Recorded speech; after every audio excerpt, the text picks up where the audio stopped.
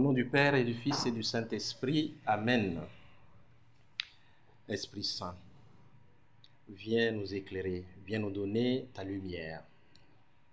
Viens nous aider à approfondir cette parole que tu nous donnes aujourd'hui comme le pain de chaque jour.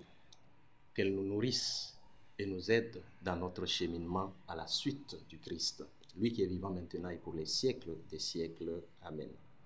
Évangile de Jésus-Christ selon saint Luc. Après le départ des messagers de Jean, Jésus se mit à dire aux foules à propos de Jean: « Qu'êtes-vous allés regarder au désert? Un roseau agité par le vent? Alors, qu'êtes-vous allés voir? Un homme habillé de vêtements raffinés? Mais ceux qui portent ces vêtements somptueux et qui vivent dans le luxe sont dans les palais royaux. Alors, qu'êtes-vous allés voir? Un prophète? Oui, je vous le dis, et bien plus qu'un prophète. C'est de lui qu'il est écrit: « Voici que j'envoie mon messager en avant de toi pour préparer le chemin devant toi. » Je vous le dis, parmi ceux qui sont nés d'une femme, personne n'est plus grand que Jean, et cependant le plus petit dans le royaume de Dieu est plus grand que lui. Tout le monde, tout le peuple qui a écouté Jean, y compris les publicains en recevant de lui le baptême, a reconnu que Dieu était juste. Mais les pharisiens et les docteurs de la loi, en ne recevant pas son baptême, ont rejeté le dessein que Dieu avait sur eux. Acclamons la parole de Dieu. Louange à toi, Seigneur Jésus. Aujourd'hui, nous sommes le jeudi 16 décembre 2021 de la troisième semaine du temps de l'Avent de l'année C. En ce jour, l'évangile que l'Église nous propose nous parle encore de Jean. Oui, Jésus a bien voulu parler de Jean après le départ des disciples de ce dernier qui sont venus lui poser quelques questions.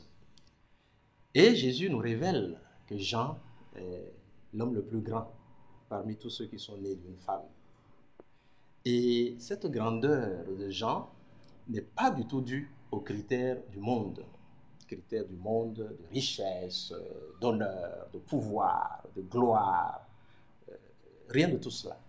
La grandeur de Jean est due au fait qu'il a saisi l'essentiel. Et l'essentiel, c'est quoi? C'est qu'il a compris que Dieu veut sauver l'humanité, que Dieu veut le sauver, et il a coopéré avec le Seigneur pour sa venue dans notre humanité. Voilà la grandeur de Jean.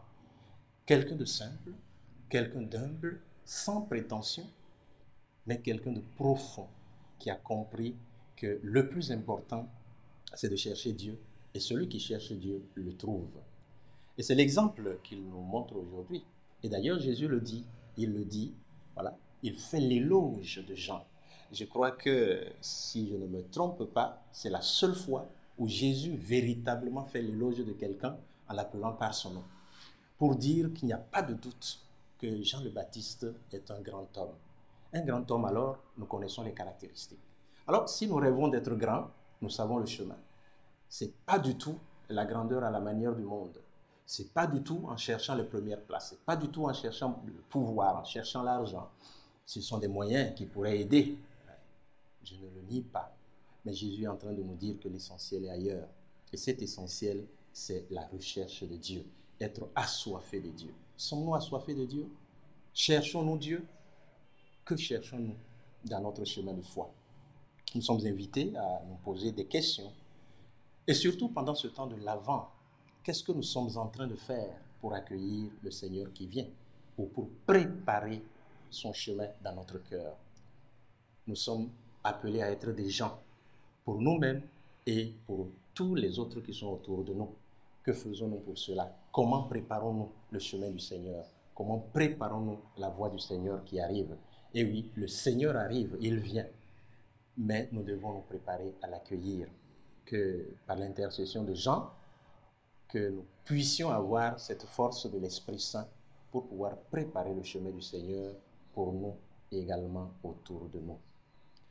Au nom du Père et du Fils et du Saint-Esprit. Amen.